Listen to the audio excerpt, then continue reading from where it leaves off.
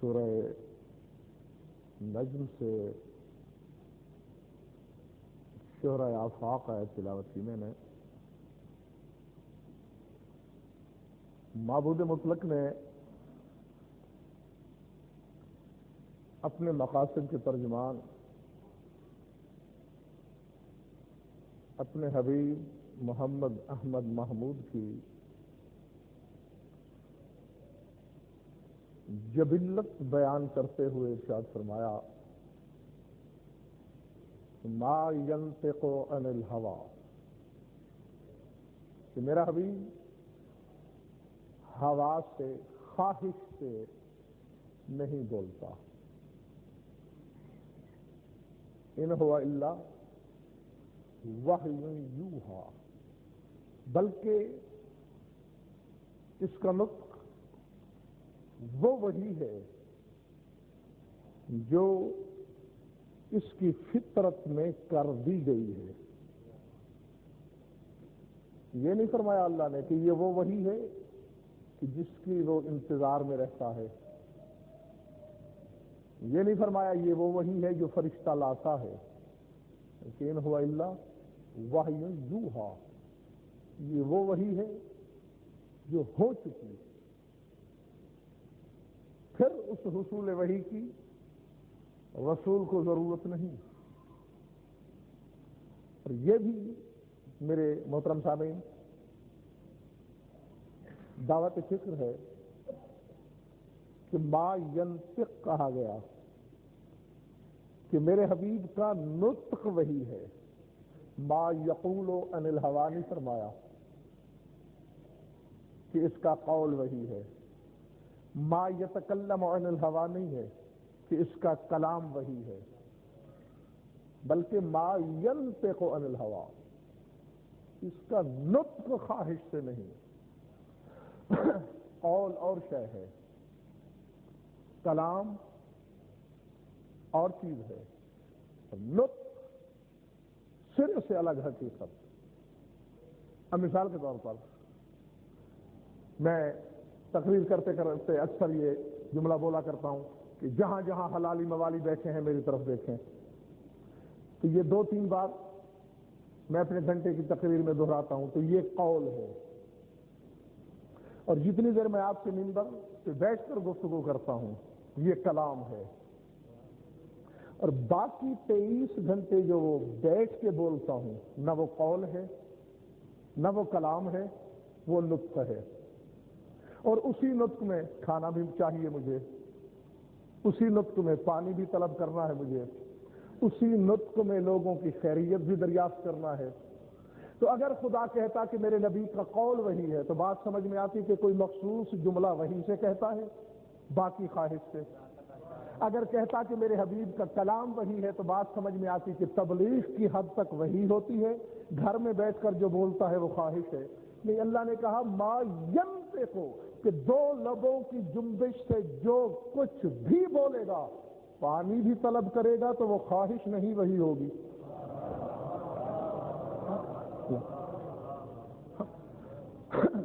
نطق وحی اس کا گھبراہٹ تو نہیں ہو رہی نا. اور میں نے آج آپ حضرات کے سامنے یہ آیت پڑھی کیوں؟ اس لیے کہ آیت تو قاری صاحب 14 صدیوں سے موجود تھی.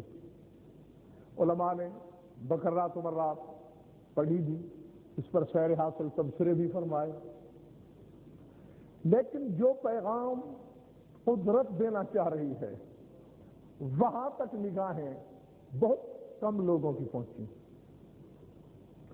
آخر خدا بتانا کیا چاہ رہا ہے ہمیں؟ یہ تو آیت نے بتا دیا کہ ما ینطق عن الہوی کہ اس کی ہوا جس کا ترجمہ ہم خواہش کرتے ہیں ہوا سے نہیں بولتا، بلکہ اس کی جبلت، اس کی فطرت، اس کی طینت وہی ہے. آئے تھوڑی دیر میرا ساتھ دیں. قرآن ہی سے پوچھتے ہیں کہ خواہش پیدا کہاں سے ہوتی ہے؟ اب آپ کے لیے صرف اتنی ہی تکلیف سماعت دینا مقصود ہے کہ جب قرآن فیصلہ کر دے کہ خواہش کا تعلق فلاں چیز سے ہے تو پھر فوراً ذہن میں لائیے گا کہ ما ینطق عن الہوا کہ رسول میں خواہش نہیں ہے۔ سورہ نازعات پڑھنا شک ہے تو ابھی قرآن منبر پہ طلب کر لیجئے، ارشاد ہو رہا ہے اما من خاف مقام ربہ ونہى النفس عن الہوا فإن الجنۃ ہی المأویٰ۔ فرمایا وہ شخص جو اپنے پروردگار کے مقام سے ڈرتا رہا اور جس نے اپنے نفس کو خواہش سے روکا، اس کا ٹھکانہ جنت ہے۔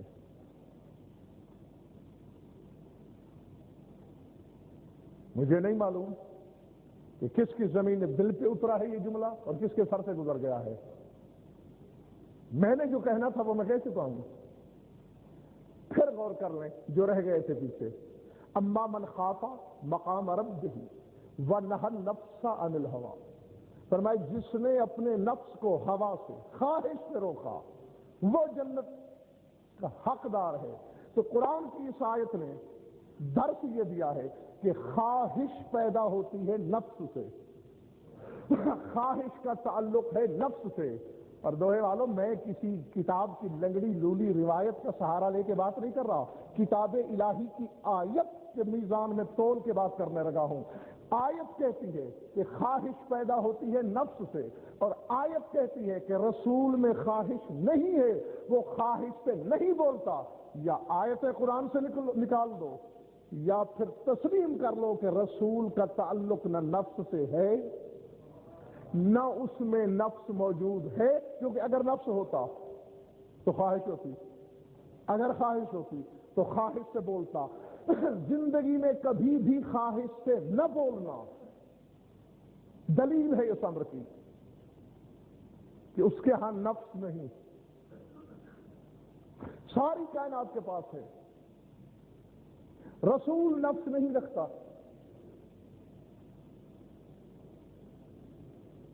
نفس ہوتا کیوں ہے؟ جسم اور روح کا رشتہ جوڑنے کے لیے۔ روح کو اللہ نے خلق کیا لطافتوں سے، جسم بنا کثافتوں سے، روح بنی نور سے، جسم بنا خاک سے، روح بنی بقا سے، جسم بنا فنا سے، روح بنی پاکیزگی اور طہارت سے، جسم بنا آلودگی سے۔ آپس میں جوڑ نہیں تھا۔ جب اللہ نے روح کو حکم دیا کہ داخل ہو جا بدن میں، تو روح کو انکار ہوا کہ اس کا میرا جوڑ نہیں، تو فوراً اللہ نے ایک شے خلق کی جس کا نام نفس رکھا، اس کا ایک پہلو روح جیسا، ایک پہلو بدن جیسا، اسے حکم دیا کہ دونوں کے درمیان میں آ جا، تاکہ روح تجھے دیکھے تو وہ مطمئن رہے کہ میری جنس ہے، بدن اگر دیکھے تو وہ مطمئن رہے کہ میری جنس ہے۔ چونکہ کائنات کی روحیں اور تھی، جسم خاکی تھے، نفس کی ضرورت تھی۔ رسول کے بدن میں نہ کثافت تھی نہ وہاں بشریت کی آلودگی تھی، نہ خدا نے نفس بنایا۔ اور اگر اب پلے پڑ گئی ہو میرے سامعین کے بات کہ نفس سے تعلق نہیں اس کا، میں ایک لمحے کو رک جاتا ہوں، جو نہیں سمجھا وہ ہاتھ اٹھا کے یہیں مجھ سے سوال کر لے، میں مزید تشریح پیش کر دیتا ہوں۔ اور اگر سب سمجھ چکے ہو کہ خواہش ہوتی ہے نفس سے، رسول میں نفس نہیں، سمجھ گئے؟ اگر سمجھ گئے تو پھر سر اٹھاؤ۔ پھر قرآن ہی کہہ رہا ہے کہ کل نفس ذائقۃ الموت، کہ موت آئے گی نفس کو، یا کائنات کے عالموں کو جمع کر کے رسول میں نفس ثابت کرو، ورنہ خبردار آئندہ یہ جہالت نہ کرنا کہ رسول کو موت آئی اور وہ مر گیا۔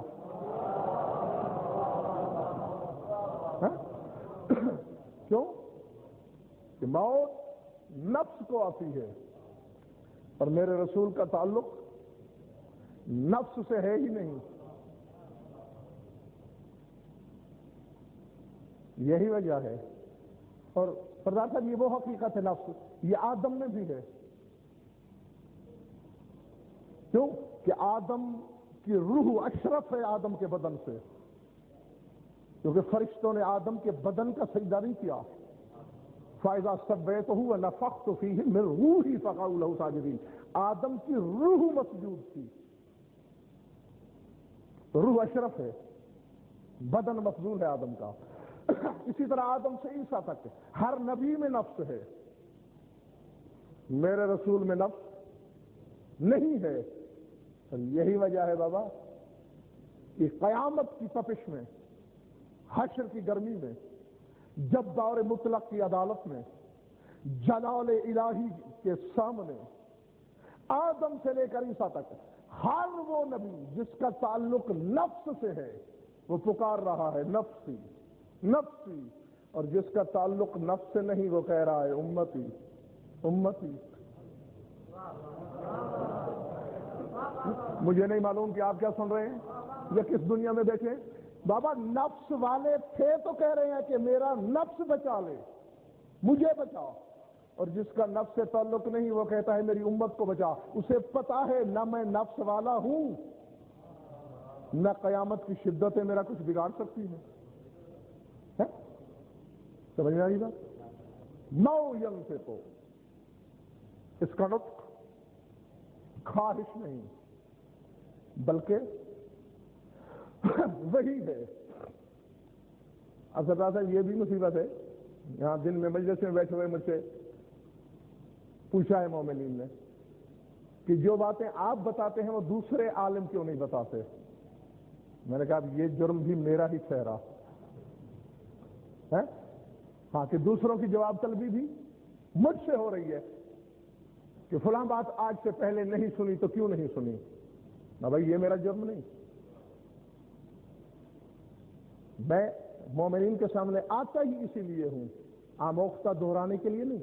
اگر آپ نے علماء کو بلا کے وہی کچھ سننا ہے جو پہلے سے آپ کو حفظ ہے تو پھر یہ تضییع اوقات کے سوا کچھ نہیں۔ عالم کا یہ منصب نہیں کہ وہ آپ کو وہی بتائے جو آپ پہلے سے جانتے ہیں، عالم کا منصب یہ ہے کہ وہ اس روش پہ لے کے جائے کہ جو پہلے آپ نے نہیں دیکھی۔ ہاں، میں منبر سے یہ ضمانت ضرور دے سکتا ہوں کہ جو کہتا ہوں وہ ڈنکے کی چوٹ ہے، کوئی رد کر کے لائے، کوئی جھٹلائے، کوئی تردید کرے، سر اٹھانا، چونکہ نفس سے تعلق نہیں اس کا بتانا یہ مقصود ہے کہ ہر وہ صفت جس سے نفس موصوف ہے وہ رسول کی ذات سے آ رہی ہے، رسول کو اس سے مبرہ ماننا ہوگا، اور یہ ہر اس شخص کے لیے ہے کہ جس نے رسول کی رسالت کا اعتراف کیا، یا یہ اعتراف چھوڑنا ہوگا، ورنہ پھر رسالت پہ عقیدہ مولوی کی مرضی کا نہیں چلے گا، اس کی مرضی کا جس نے رسول بھیجا۔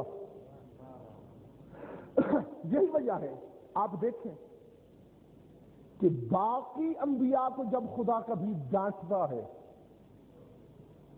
یا کسی چیز سے روکتا ہے تو اس روکنے میں زجر، ڈانٹ، توبیخ ہوتی ہے۔ میرے رسول کو اگر کسی بات سے روکتا بھی ہے تو اس میں زجر نہیں، محبت چھلکتی ہے۔ میں آپ کو مثال دے دیتا ہوں،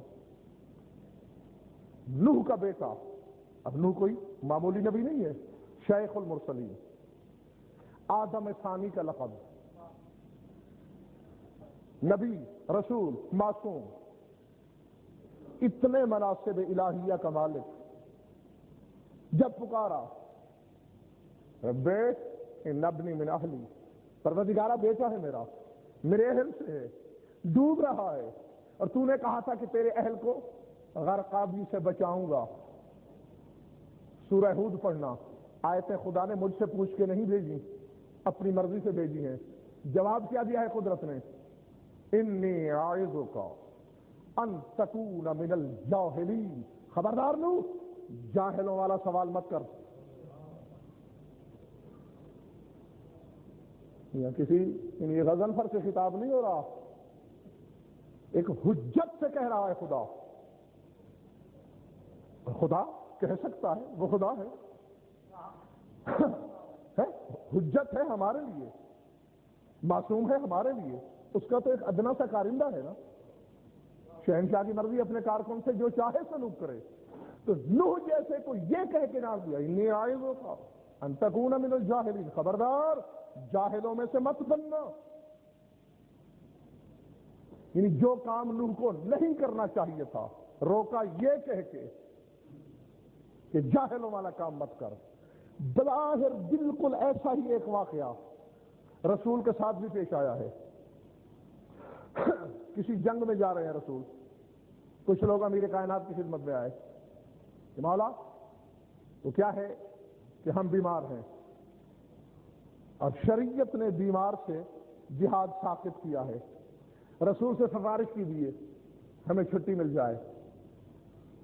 سرتا قدم دیکھا خیبر شکن نے، میں بظاہر تو ٹھیک ٹھاک لگ رہے ہو، کیونکہ میرے آئین کرم کے خلاف ہے سائل کو رد کرنا،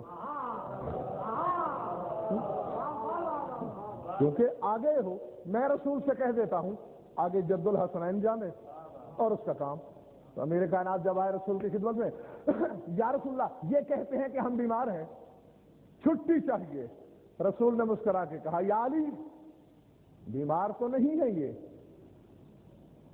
کیونکہ تو نے کہہ دیا، اب مجھے حیا آتی ہے کہ تو کہے اور میں خالی پھیر دوں، ٹھیک ہے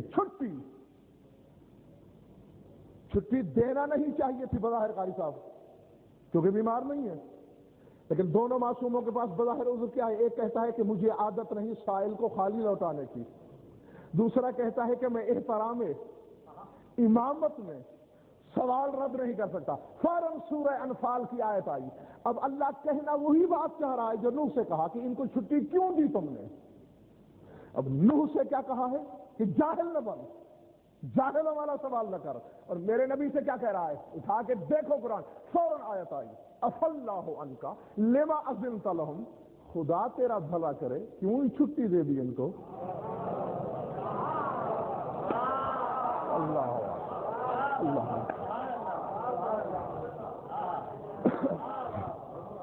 اللہ اکبر۔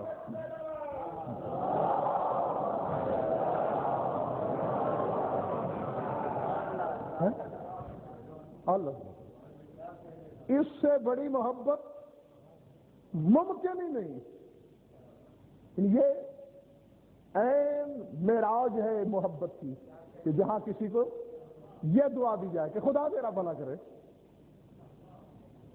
اور پھر یہاں نہ صحیح تنہائی میں بیٹھ کے سوچنا ہم تو کسی جس سے محبت کرتے ہیں اسے دعا دیں یہ کہہ کر کہ خدا تیرا بھلا کرے، کیونکہ ہم اور ہیں خدا اور ہے، جو خود خدا ہے وہ دعا دے رہا ہے اپنے حبیب کو خدا تیرا بھلا کرے، کیوں رخصت دی بتا رہا ہے۔ حالانکہ آغاز گفتگو اسی سے تو ہوا ہے دوستو، جب چھٹی دی ہوگی رسول نے تو قاری صاحب بول کے ہی دی ہوگی نا کہ ہاں چھٹی ہے، اور آیت تو کہتی ہے کہ ما ینطق عن الہویٰ،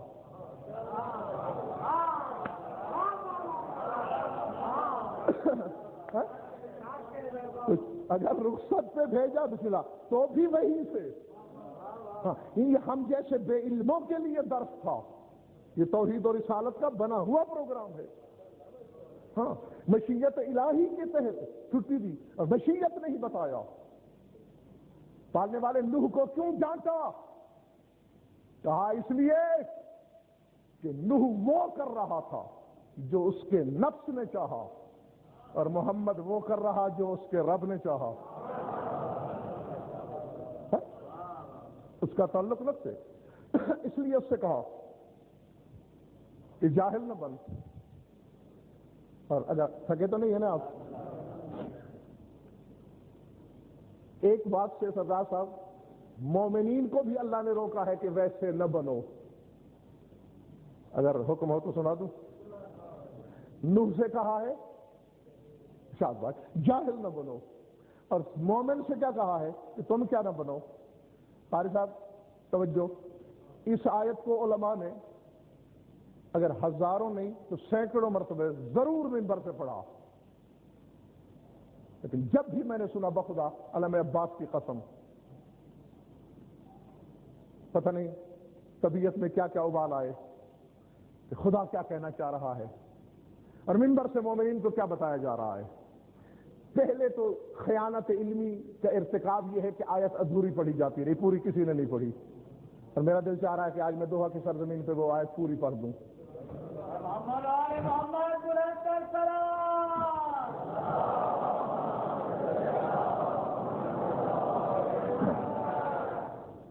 سورہ روم کی آیت، صاحبان ایمان سے، مومنین سے کہہ رہا ہے خدا۔ نوح سے کہا تھا جاہل نہ بن، رسول یہ بعد میں اگر آپ تھک نہیں گئے تو بتاؤں گا، ہمارے رسول سے بھی کہا ہے کہ ویسا نہ بن۔ ہاں یہ پھر تولنا آپ نے ہے، ایسے نہ بنو ویسے نہ بنو، فرق آپ نکالیں گے۔ مومن سے کیا کہہ رہا ہے؟ اقیموا الصلاۃ وَلَا تَكُونُوا مِنَ الْمُشْرِكِينَ مِنَ الَّذِينَ فَرَّقُوا دِينَهُمْ وَكَانُوا شِيَعًا كُلُّ حِزْبٍ بِمَا لَدَيْهِمْ فَرِحُونَ۔ اب آدھا حصہ تو ہمیشہ پڑھا علماء نے منبروں سے کہ اقیموا الصلاۃ وَلَا تَكُونُوا مِنَ الْمُشْرِكِينَ، اور ترجمہ یہ کیا کہ نماز پڑھو اور مشرک نہ بنو۔ میں یہاں اگر آپ اجازت دیں تو تھوڑی دیر کے لیے صلاۃ کا ترجمہ صلاۃ ہی کرنا چاہتا ہوں، ٹھیک ہے؟ اقیم الصلاۃ، صلاۃ قائم کرو، ولا تکونوا من المشرکین، اور مشرک نہ بنو۔ پڑھنے والے کون سے مشرک؟ من الذین فرقوا دینہم، خبردار ان مشرکوں میں سے نہ بننا جنہوں نے دین میں تفرقہ ڈال دیا۔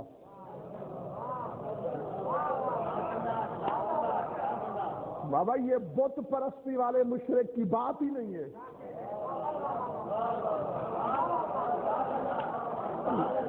اللہ اکبر۔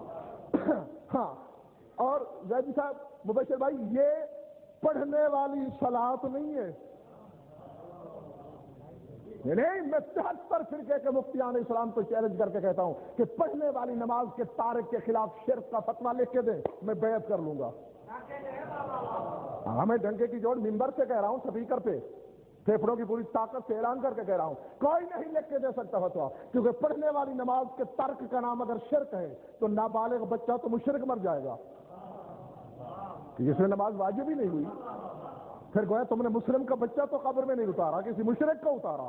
نہیں، پڑھنے والی نماز ترک کرنے کی سزا اور ہے، سزا ضرور ہے، لیکن اس کی سزا شرک نہیں۔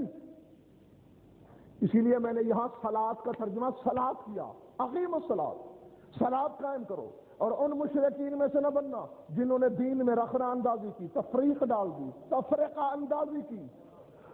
اور دوہے والوں، رب کعبہ کی قسم، نہ ملتی اس آیت کی تفسیر اگر منبر کوفہ سے سلمان و بوذر امیر کائنات سے ایک سوال نہ کرتے اور علی عالم وجد میں آ کے یہ نہ کہتے یا سلمان و یا جندب الصلاۃ اقامت ولایتی من اقام ولایتی فقد اقام الصلاۃ۔ فرماتے ہیں کہ قرآن میں جو صلاۃ ہے وہ پڑھنے والی نماز نہیں، جس نے میری ولایت اپنائی اس نے صلاۃ قائم کی۔ اللہ اکبر، اللہ اکبر۔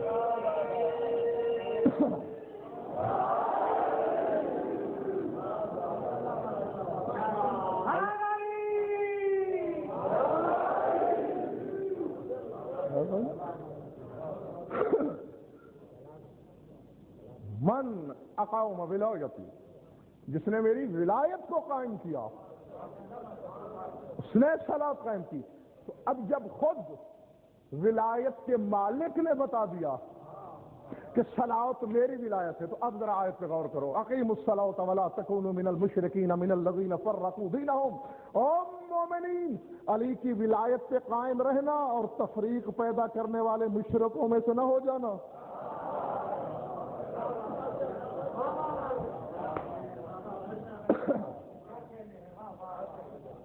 تھک گئے ہو تو چھوڑ دوں۔ نوح سے کیا کہا تھا؟ شاد بات انہیں آیتوں کا ان تکونا من الجاہلین. مومن سے کیا کہا؟ لا تکونو من المشرکین. نوح سے کہتا ہے جاہل نہ بن، مومن سے کہتا ہے مشرک نہ بن.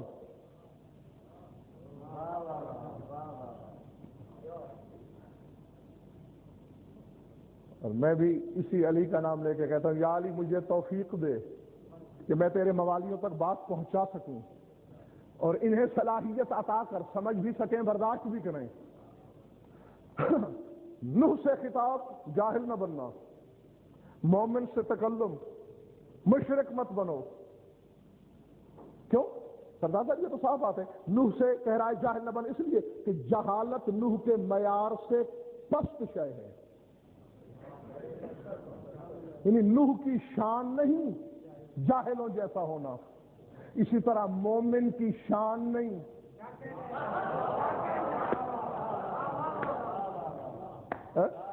مشرک بننا، اس سے کہا مشرک نہ بن. جہالت جس کے لیے زیبا نہیں تھی اس سے کہا جاہل نہ بن. اور آؤ سارے بزرگ بھائی عزیز سادات مومنین ساروں کھا کے صحیفہ دل پہ نقش کرنا میری بات کو. میرے رسول سے بھی کہا ہے کہ فلاں جیسا نہ بن. اب یہ جی ہاں، آپ لمحہ لمحہ عالم کا امتحان لیتے ہو، پڑھنے والے بیچارے کا بھی حق ہے کہ کبھی وہ آپ کے معیار سماعت کا امتحان بھی لے لے. میں بھی دیکھتا ہوں کہ تم کتنے پانی میں ہو، کہاں تک پرواز کی طاقت رکھتے ہو، کہاں تک اڑ سکتے ہو، حقائق کے کس کنگرے تک رسائی ہے تمہاری. پڑھنا میں نے آیت ہے قرآن کی، اپنی طرف سے جو بات کروں اسے دیوار پہ دے مارنا. کفر و ایمان کی سرحد پہ فیصلہ ہے. نوح سے کہہ رہا ہے جاہل نہ بن، مومن سے کہہ رہا ہے مشرک نہ بن. سورہ قلم، کون سا سورہ؟ قلم یاد رکھ لینا، 29واں پارہ. شاکے تو لاؤ ابھی قرآن، قاری صاحب بیٹھے ہیں کوئی اور حافظ بھی ہوں گے. میرے رسول سے ایک دن ربا روی میں کہہ رہا ہے میرے حبیب لاؤ تکن کا صاحب الحوت، خبردار مچھلی والے نبی جیسا نہ بننا.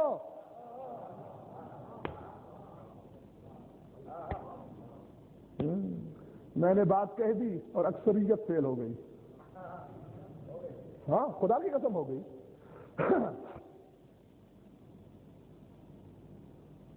جب آپ کی طرف سے رعایت نہیں ہوگی تو نمبر دینے والا کہاں رعایت سے کام لے گا؟ نہیں کچھ فیصلہ کیا. کون ہے مچھلی والا نبی؟ شاباش یونس. ابھی تک بات کسی کے پلے نہیں پڑی. نوح سے کہہ رہا ہے جاہل نہ بننا، مومن سے کہہ رہا ہے مشرک جیسا نہ بننا، اور میرے نبی سے کہہ رہا ہے یونس جیسا نہ بننا. یونس ہے کون؟ نبی ہے، رسول ہے، معصوم ہے، حجت خدا ہے. نوح سے کہا جاہل نہ بن اس لیے کہ جہالت تیری پستی ہے. مومن سے کہا مشرک نہ بن اس لیے کہ شرک تیری پستی ہے. میرے نبی سے کہا یونس جیسا نہ بن، اور جس محمد کی رسالت پستی ہو اللہ جانے اس کی بلندی کیا ہوگی.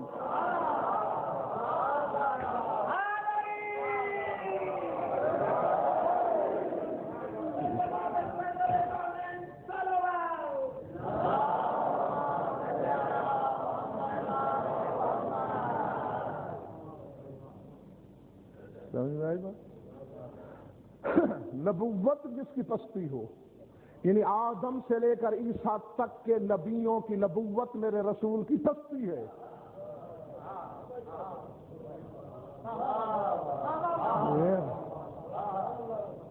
قرآن کہہ رہا ہے، میں نہیں کہہ رہا. لاؤ تکن کصاحب الحوت، مچھلی والے جیسا نہ بننا.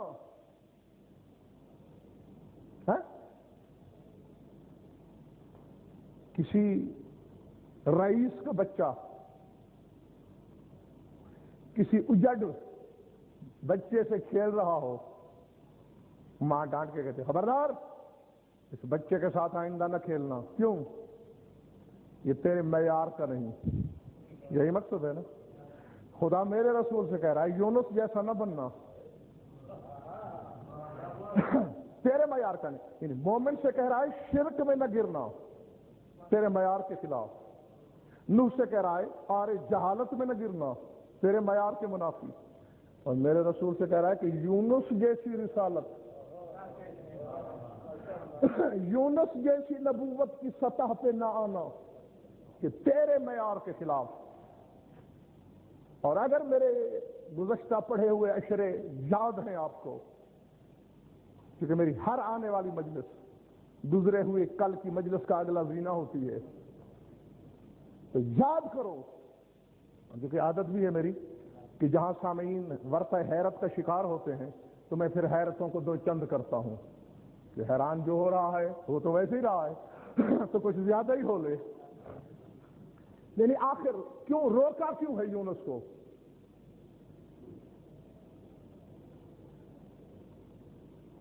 مچھلی والے جیسا نہ بن. کیوں ممانت ہے میرے رسول کے لیے؟ مچھلی میں یونس بند کیوں ہے؟ اس پر پوری ایک مجلس پڑھی ہے میں نے اسی منبر سے، اگر یاد ہو تو ایک جملے میں یاد دلا دوں. سردار صاحب کسی عام راوی، کسی عالم مولوی کی بات نہیں، سید الساجدین کا فرمان ہے.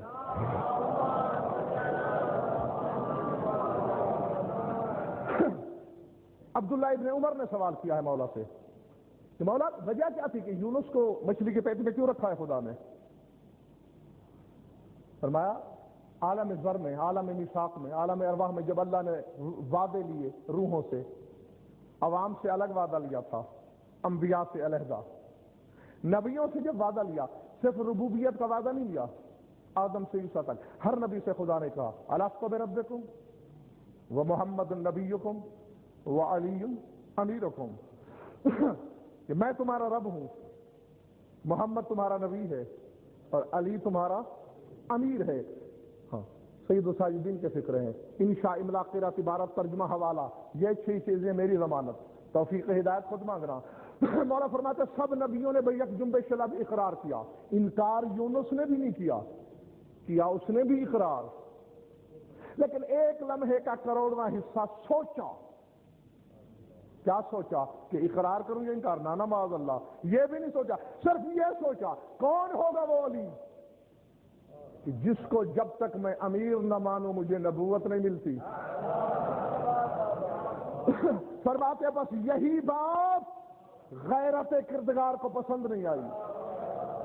فوراً آواز قدرت ہے یا یونس اتشق فی صورت نقمت ہوا نا، تو اس تصویر کے بارے میں سوچ رہا ہے جسے میں نے کبریائی کی تنہائی میں بنایا ہے.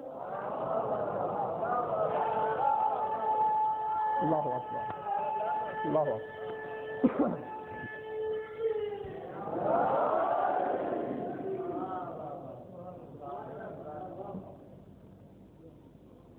اس وجہ سے اب چونکہ یہ زید صاحب سوچنا خطا نہ تھی، ترک اولا تھی. مچھلی کے پیٹ میں بھیجا، 40 دن نکالا، کیوں؟ تھکے نہیں تو آیت پڑھ دوں. یہ بھی سورہ قلم ہی سے ہے جہاں روک رہا ہے اپنے حبیب کو جو سورہ میں، ہاں اسی واقعے کو تفصیل سے بیان کرتے ہوئے کہہ رہا ہے کہ فلولا انہ کون من المسبحین للبث فی بطنہ الی یوم یبعثون. فرمایا اگر یونس مچھلی کے پیٹ میں تسبیح نہ پڑھتا،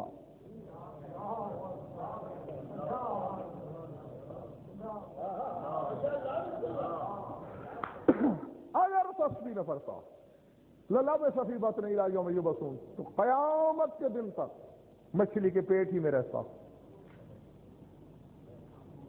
کون سی تسبیح؟ سبحان اللہ والحمدللہ ولا الہ الا اللہ واللہ اکبر، یہی تسبیح. تو بابا نبی تھا، یہ تسبیح تو پہلے بھی پڑھتا ہوگا. ہاں جو حقائق سننے آیا وہ ذرا دیکھے میری طرف، یقیناً کوئی نئی تسبیح پڑھی ہوگی. پڑھاؤ تمہیں مفہوم بتاؤں تسبیح کا. جی ہاں، روز روز یہ باتیں کہاں ہوتی ہیں؟ تسبیح کی حقیقت بتاؤں قرآن سے کیا ہے. جب قرآن پڑھو گے تو شمیم بھائی یہ حقیقت سامنے آئے گی کہ فرشتوں کو کسی شے پہ ناز نہیں سوائے اپنی تسبیح کے. اور تسبیح پہ اتنے نازاں ہیں فرشتے کہ اسی تسبیح کو خلافت الہیہ کا بدل سمجھتے ہیں. ایسا نہیں ہے اللہ چاہتا ہے میں زمین میں خلیفہ بھیجوں، فرشتے کہتے ہیں کیوں بھیجتا ہے؟ نحن نسبح بحمدک، ہم جو تیری تسبیح کرتے ہیں ہمیں بنا خلیفہ. یعنی باقی کسی عبادت کا ذکر نہیں کیا. یہ نہیں کہا کہ ہم تیرا سجدہ کرتے ہیں لہذا خلافت چاہیے، قیام کرتے ہیں خلافت چاہیے، رکوع کرتے ہیں خلافت چاہیے، سجدہ کرتے ہیں خلافت چاہیے. نہ، تسبیح کرتے ہیں خلافت چاہیے. اس تسبیح کے سلے میں خلافت. مجھے رب کعبہ کی قسم، عظمت حیدر کی قسم، عصمت زہرا کی قسم، اس سے بڑی قسمیں میرے پاس نہیں. اگر میں فقرہ اپنی طرف سے کہوں، میری زبان سگان جہنم کے سپرد ہو، مرتے وقت مجھے کلمہ نصیب نہ ہو، اس سے بڑی بد دعا کوئی پاکیزہ منبر پہ بیٹھ کے اپنے آپ کو نہیں دے سکتا. اور اس کے باوجود بھی کسی ماتھے پہ انکار کا بل دیکھا میں نے تو پھر مجھے کہنے کا حق ہوگا یاری ملے ہوئے خون کا یہ مقدر کہاں کہ وہ تیرے فضائل کی ضربتوں کو برداشت کر سکے.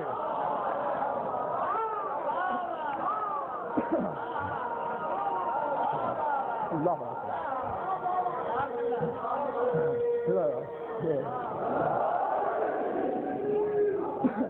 ہاں، اگر بسم اللہ، اگر میں اپنی طرف سے کہوں رسول مجھے اپنی امت کے زمرے سے خارج کر دے، یہی لفظ علامہ کراچی علیہ رحمہ نے، شیخ مفید علیہ رحمہ کے شاگرد، شیخ مفید وہ عالم جس کی امام زمانہ سے خط و کتابت غیبت صغریٰ میں ان کے شاگرد ہیں علامہ کراچی، وہ لکھ رہے ہیں کہ علی نے برسر عام منبر پہ کہا ہے، اور کوفے والوں، بصرے والوں اور حجاز والوں، عراق والوں، عرب والوں، جانتے ہو کہ فرشتوں کو جس تسبیح پہ ناز ہے وہ تسبیح کیا ہے؟ مولا خود بتائیں. فرماتا ان الملائکۃ لتتذاکر فضلی وذالک تسبیحھا عند اللہ. فرمایا فرشتے ایک دوسرے کو مجھ علی کے فضائل سناتے ہیں، اللہ تسبیح لکھتا ہے.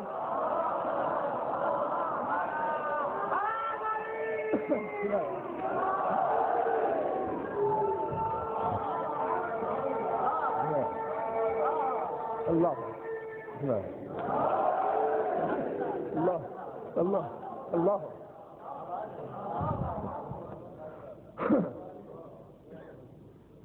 ان الملائکۃ لتتذاکر فضلی، میرے فضائل پڑھتے ہیں، وذالک تسبیحھا عند اللہ، اور اللہ کے ہاں یہی تسبیح ہے ان کی. تو اب تو سردار صاحب میں حق رکھتا ہوں کہ ترجمہ کروں، پروردگار ہم جو علی کا فضائل پڑھتے ہیں خلافت ہمیں دے. ہم جو علی کے قصیدے پڑھتے ہیں خلافت آدم کو کیوں دیتا ہے؟ ہمیں جو قارن کے قارن گزرے علی کے قصیدے گاتے ہوئے، ہمارا حق. تو اب تسبیح کا مفہوم کیا ہے قرآن میں؟ علی کے، ہاں بولو نا بابا، شرمایا نہ کرو. ہاں شاد باش، علی کے فضائل تسبیح. اب پڑھو آیت، فلولا انہ کان من المسبحین، اگر یونس مچھلی کے پیٹ میں تسبیح نہ پڑھتا. اللہ اللہ، اگر تسبیح نہ پڑھتا تو قیامت تک رہتا. یعنی وہاں سوچا تھا علی کو،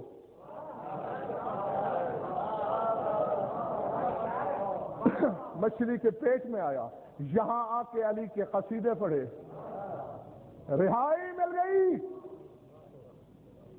اب میں شرح قاری صاحب نہیں کروں گا، اشارہ ہے صاحبان اشارت کے لیے. ہاں ہر کوئی سوچے نہیں بخدا مجھے امجد کوئی فرق نہیں پڑے گا اگر میں شرح کر بھی دوں. میں یہ نہیں چاہتا کہ کسی مومن کا ظرف عقیدت چھلک جائے. ہاں اشارہ ہے، سوچنا خود. یونس نے وہاں سوچا تھا، یہاں قصیدے پڑھے، پھر معافی مل گئی. وہاں سوچا تھا، اور اللہ میرے رسول سے کہہ رہا ہے لا تکن اس کا صاحب الحوت، مچھلی والے جیسا مت بننا.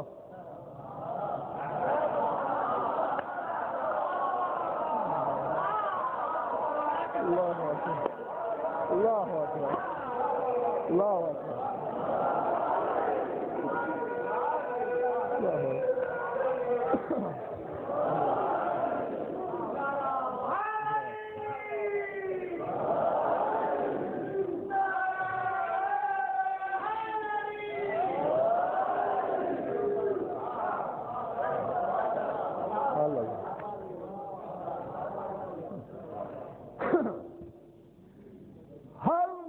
حق تو نہیں کہنا آپ؟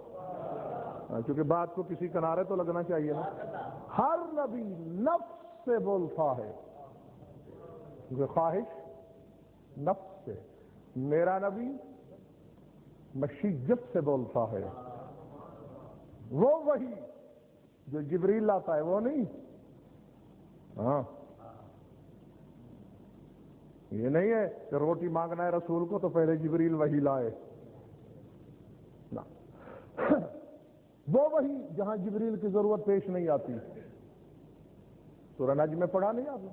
شب اسرا کی بات کرتے ہوئے کہہ رہا ہے جبریل تو کھڑا سدرا پہ لرزہ برندام ہے، اور اس سے کروڑوں منزلیں آگے بیٹھے ہیں رسول. اور اللہ کہہ رہا ہے فَأَوْحَىٰ إِلَىٰ عَبْدِهِ مَا أَوْحَىٰ، وہاں میں نے اپنے عبد کو وحی کی جو بھی کی. تو وہاں وحی کے لیے کوئی فرشتہ تو تھا نہیں.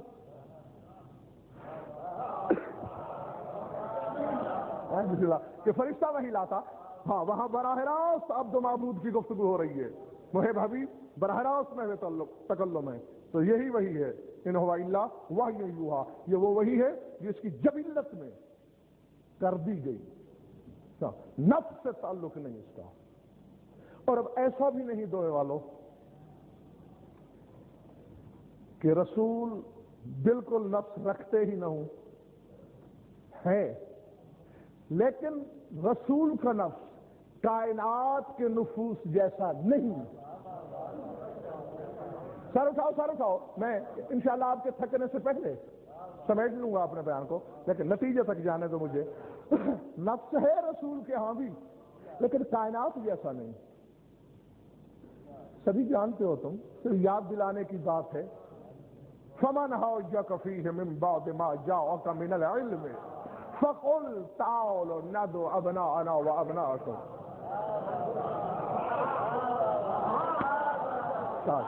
ہاں یہی حق ہوتا ہے سننے کا کہ بات کے ساتھ چلا جائے تاکہ پہلے پہنچ جائے مومن. وَنِسَاءَنَا وَنِسَاءَكُمْ وَأَنفُسَنَا وَأَنفُسَنَا. اور میں اس کا ترجمہ ویسا نہیں کیا کرتا جیسے عام مولوی صاحبان کرتے ہیں اس آیت کا. مجبوری ہے، میں نے تو وہی ترجمہ کرنا ہے جو میں نے قرآن کے وارثوں سے سیکھا ہے. نہیں آپ خود فیصلہ کرو گے. میں بخدا ہر صاحب ایمان کا خیر خواہ ہوں. چاہتا یہ ہوں کہ اتنی معرفت ہو جائے تمہیں. علی کا 11واں بیٹا اسی لیے نہیں آ رہا کہ ابھی ہم میں اسے پہچاننے کی صلاحیت نہیں. جس دن ہم میں یہ صلاحیت پیدا ہو گئی پھر سارے پردے اٹھ جائیں گے، سارے حجاب کھول دیے جائیں گے. دیکھو آیت میں غور کیا کرو. قرآن صرف فر تلاوتوں کے لیے نہیں آیا، یہ ہدایتوں کے لیے آیا ہے. غور و فکر کیا کرو، رک کے اسے سوچا کرو. آیت سردار صاحب کیا کہہ رہی ہے؟ یہ نہیں کہا اللہ نے کہ فَقُلْ تَعَالَوْا أَدْعُوا أَبْنَاءَنَا. یہ نہیں کہا کہ رسول تم یہ کہو کہ میں بلاتا ہوں اپنے بیٹوں کو. یہ نہیں کہا. بابا عرب زمین پہ رہتے ہو، اب کم از کم اتنی گرامر تو تم بھی سیکھ چکے ہوگے. آیت کیا ہے؟ فَقُلْ تَعَالَوْا نَدْعُوا. اللہ کہلوا رہا ہے اے میرے رسول ہم بلاتے ہیں.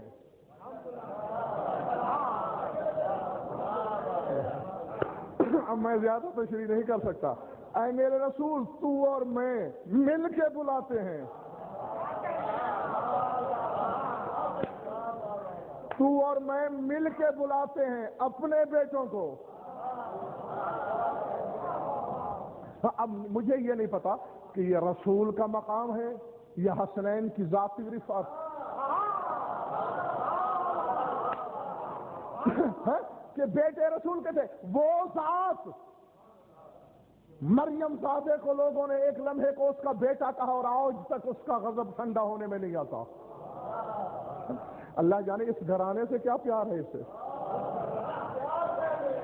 کہ جہاں بیٹے تو رسول کے تھے اپنے آپ کو بھی شامل کر رہا ہے. جب تیرے ہیں تیری چیز صرف تیری تو نہیں نا، مذہب محبت کے حوالے سے وہ میری بھی ہے. اور ان سے کہہ دو کہ یہ بلائیں اپنی بیٹیاں، ہم لاتے ہیں اپنی بیٹیاں.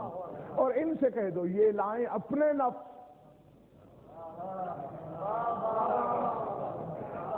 ہم لاتے ہیں اپنے نفس.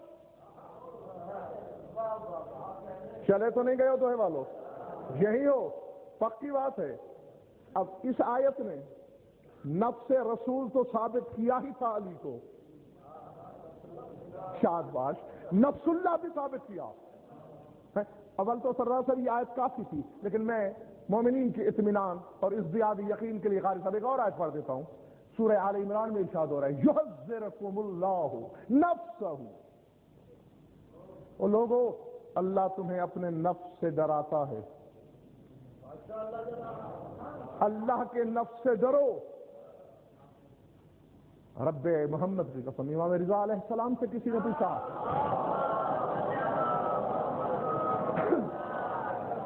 کہ مولا کیا کہہ رہا ہے اللہ کہ اللہ تمہیں اپنے نفس سے ڈراتا ہے؟ قال انذرہم بعلی، کہ علی سے ڈرایا کیونکہ وہ نفس اللہ ہے. تو بیک وقت علی نفس اللہ بھی، نفس رسول بھی. اور قاری صاحب جب کبھی سورہ اعراف کو پڑھیے گا تو اس آیت پہ ضرور رکیے گا. اللہ سے محو گفتگو ہے عیسیٰ. خدا نے کسی بات پہ ڈانٹا عیسیٰ کو تو فوراً عیسیٰ ہاتھ جوڑ کے کانپنے لگا، تھر تھر کانپ رہا ہے اور کہہ رہا ہے پالنے والے میری کیا جرت، میں تیری آنکھوں میں آنکھیں ڈال کے تیری مشیت کے روبرو بات کر سکتا ہوں. تعلم ما فی نفسی ولا اعلم ما فی نفسک. پالنے والے میرے نفس میں کیا ہے یہ تو جانتا ہے، تیرے نفس میں کیا ہے یہ میں نہیں جانتا. اب گھر میں جا کے سوچنا یا علی کے سوا کوئی دوسرا نفس اللہ لانا، ورنہ عیسیٰ بھی اعتراف کر رہا ہے کہ علی کی حقیقت میں کیا ہے یہ مجھے علم نہیں. تو جس کی حقیقت سے بے خبری کا مظاہرہ عیسیٰ کرے اسی کو تو علی کہتے ہیں. نفس رسول بھی ختم ہو گئی بات، اور نفس خدا بھی، نفس اللہ بھی، نفس رسول بھی. نفس کا کام کیا ہوتا ہے مبشر صاحب؟ یہ میں پہلے آغاز میں بتا چکا کہ روح اور بدن کو ملانے کا کام کرتا ہے نفس. کیونکہ روح کی نوع اور ہے، بدن کی جنس اور ہے. نفس ایسا ہے جو آدھا روح جیسا ہوتا ہے، آدھا بدن جیسا ہوتا ہے. درمیان میں جب آ جاتا ہے روح خوش کہ میں اپنے کے ساتھ، بدن مطمئن کہ میں اپنے کے ساتھ. پروردگار تو نے علی کو نفس اللہ اور نفس رسول کیوں بنایا؟ کہا ہزیان دبک ذرا شب معراج آ لینے دے. عرض حرم کو چھوڑ کے میرا حبیب چلے گا، چلتے چلتے چلتے چلتے سرحد توحید کی طرف بڑھے گا، نہ وہ رکے گا نہ میں اسے منع کروں گا. جہاں خالق و مخلوق کی حدیں ایک دوسرے میں ضم ہونے لگے گی، درمیان میں دونوں کا نفس رکھ دوں گا. میں خوش مجھ جیسا، وہ خوش مجھ جیسا.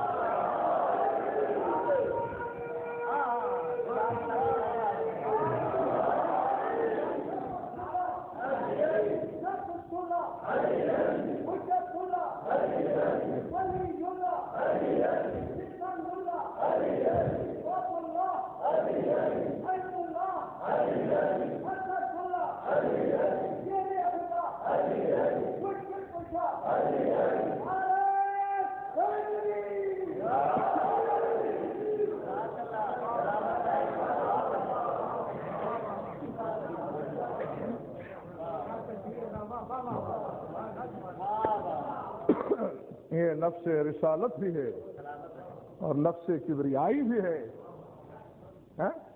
اس کا ایک جنبہ ایسا کہ تجلیات وحدت کو باہر نہیں آنے دے رہا.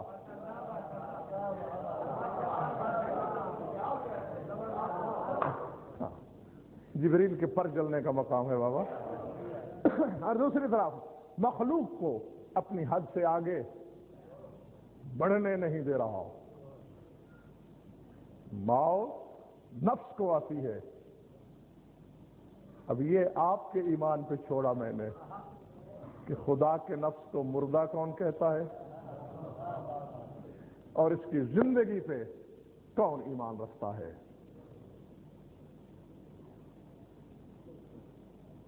خواہشیں نفس سے پیدا ہوتی ہیں.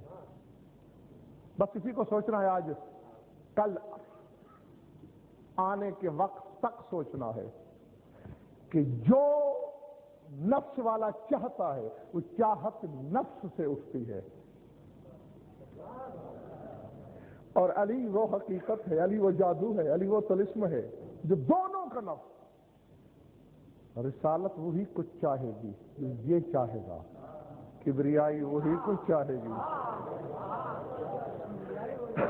وہ چاہے گا. اور دونوں کا آپس میں پیار اتنا, ربط اتنا, تعلق ایسا. خدا کہتا ہے ما تشاؤون الا ان یشاء اللہ, وہی چاہتے ہو تم جو میں چاہتا ہوں. اور یہ ناز سے منبر بصرہ پہ بیٹھ کے کہتا ہے ادعوا شئنا شاء اللہ. اللہ چاہتا ہی اس وقت ہے جب ہم چاہتے ہیں.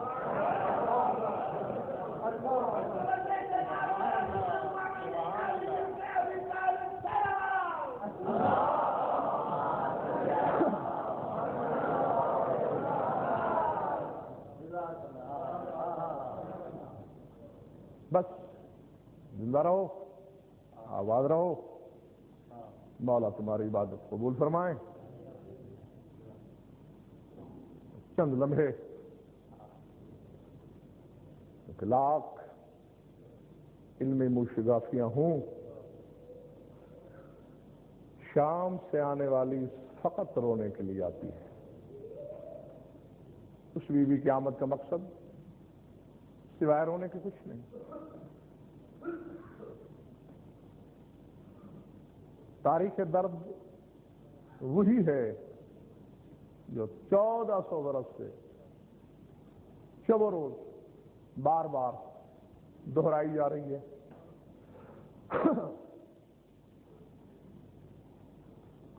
آپ کی خبر نہیں مجھے, میں نے بخدا اسے کئی بار سوچا ہے کہ کوئی عالم ایک فضائل 2 بار حد 3 بار پڑھے, مومنین بیزار ہو جاتے ہیں.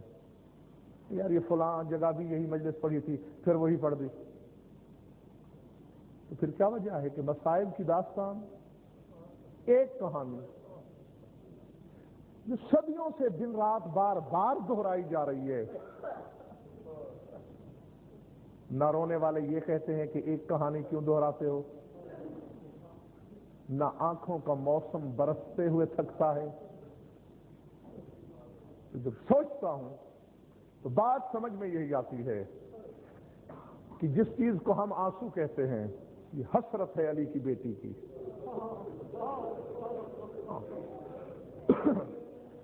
العظمت للہ. سلطان کربلا کی پاک ہمشیر کی حسرت کا نام ہے غم شبیر میں بہنے والا آنسو. تو بس میرا کام ہے درد کی کوئی تصویر سامنے کرنا, اور آنسو تو وہی آئیں گے جو بی بی چاہیں گی. بس یہیں بیٹھے بیٹھے اپنے تصور قدے میں وہ تصور لاؤ کہ جب صحرائے کربلا کی وسعت میں علی کی بیٹی کی آواز گونجی, یا حافظو, اللہ اکبر.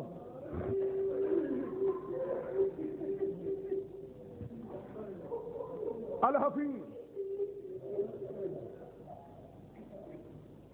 ابھی الحفیظ کی باز گشت باقی تھی کہ نجف کی جانب سے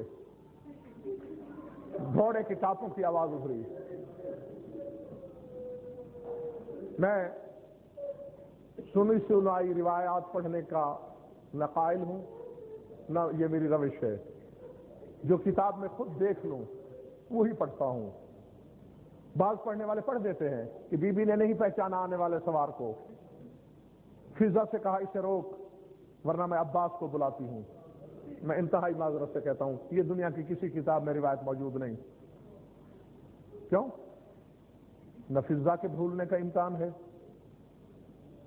اور بی بی تو خیر نائبۃ البتول ہے خود, کیونکہ حسین کی زبان نے یا بتول کو ماں کہا ہے یا فضا کو, اور حسین کسی بھولنے والی مستور کو ماں نہیں کہہ سکتے. کتابوں میں صرف اتنا ہے کہ گھوڑے کی ٹاپوں کی آواز ابھری بلا تشبیہ. بی بی نے غور سے دیکھا جو ہی دیکھا بابا سے پہلے بوئے ولایت پہنچی، تڑپ گئی علی کی بیٹی، کہا بیویو زمین پہ کیوں بیٹھی ہو، جلدی استقبال کے لیے اٹھو، میرا بابا نجف سے آ گیا۔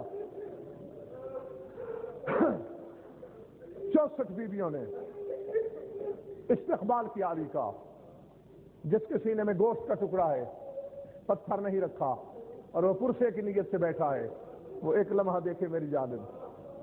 64 بیویاں فقط استقبال کے لیے نہیں اٹھی،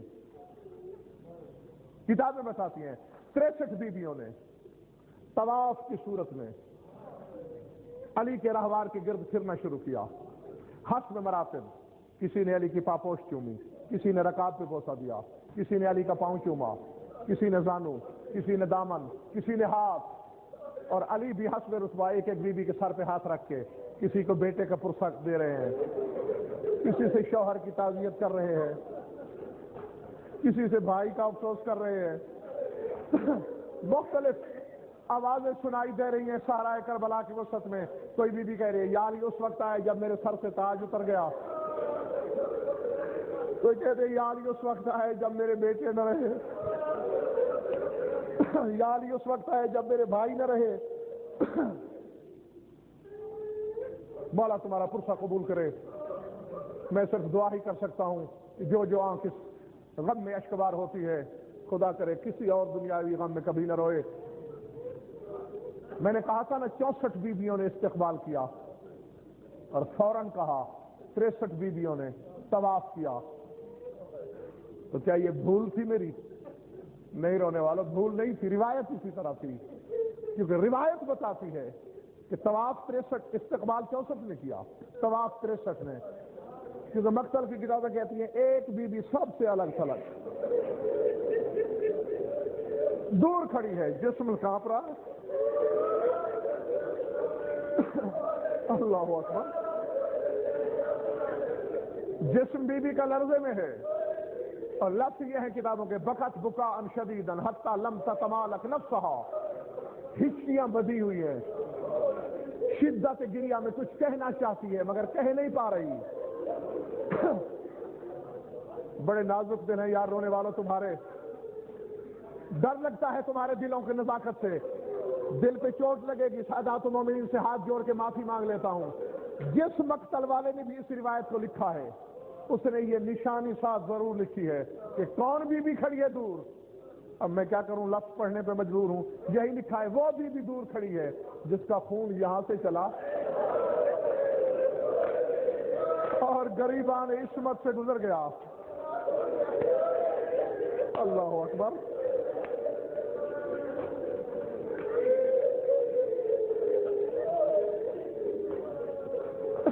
العظمت للہ۔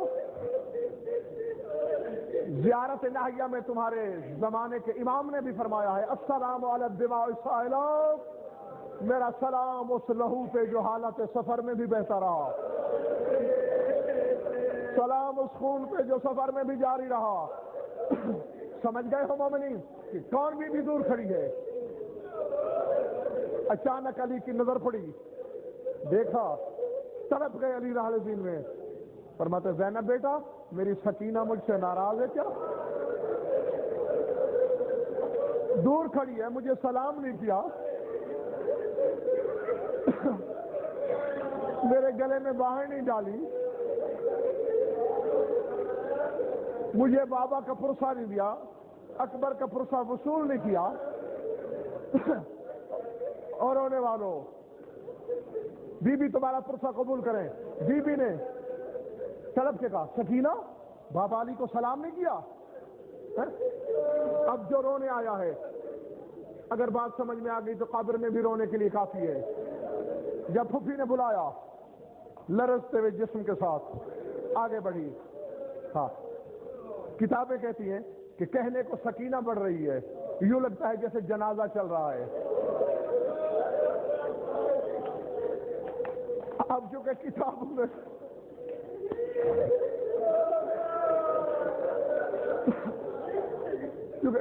میں فاصلہ نہیں لکھا، بس کتاب کی روایت اتنی ہے کہ ابھی چند قدم دور تھی، پھر رک گئی۔ اب ایک ایک لمحے کے لیے رونے والوں دیکھنا میری طرف، ننے ننے معصوم ہاتھ اٹھے، السلام علیکم یا امیر المومنین، مومنین کا امیر میرا سلام، بسمل کی طرح تڑپ گئی علی زین میں، کہ سکینہ میں تیرا لگتا کچھ نہیں ہوں، تیرا میرا رشتہ کوئی نہیں ہے، جیسے اجنبی لوگ سلام کرتے ہیں، امیر المومنین کہہ کے سلام کیا، مجھے بابا کیوں نہیں کہا، جدہ کہہ کے سلام کیوں نہیں کیا، بس میں چھوڑنے لگا ہوں، لرزتے ہوئے ہاتھ جڑے، تیاری تجھ سے بڑا عادل دنیا میں کہاں ہوگا، تجھ سے بڑا منصف خدا نے پیدا ہی کہاں کیا ہے، تو عادل امام ہے، تیری شکایت کرنا تو کافر کا شیوا، میں شکایت تو نہیں کرتی، میرا ایک شکوہ ہے، اور وہ شکوہ بے جا نہیں، شکوہ بجا ہے، ریش مطہر آنسوں میں ڈوب گئی، ہاں میری مظلومہ بچی، اپنے مظلوم دادا سے کیا شکوہ ہے، کہا دادا انصاف کرو، اپنی بیٹی کے پہرے کی آواز سنی تو نجف چھوڑ کے کربلا چلے آئے، حالانکہ میری پھپھی نے تمہیں بلایا نہیں تھا، آواز سن کے چلے آئے، اس وقت کہاں تھے جب میں چلا رہی تھی